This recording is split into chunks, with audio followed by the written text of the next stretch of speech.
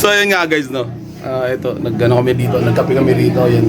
Kasi pag lalaki, Pinag-uusapan namin kung ano yung lalabas. Ano ba long? lalaki Lalaki. Ako tiyams mo.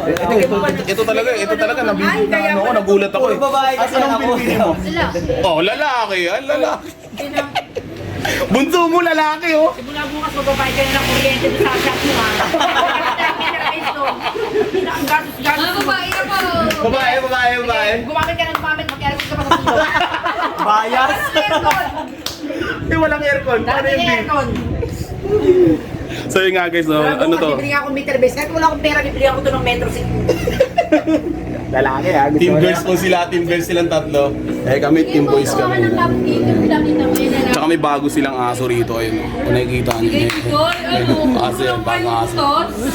So yun nga guys, nag-ano kami rito. Hindi naman nagtatalo-talo pero pag-uusapan lang namin.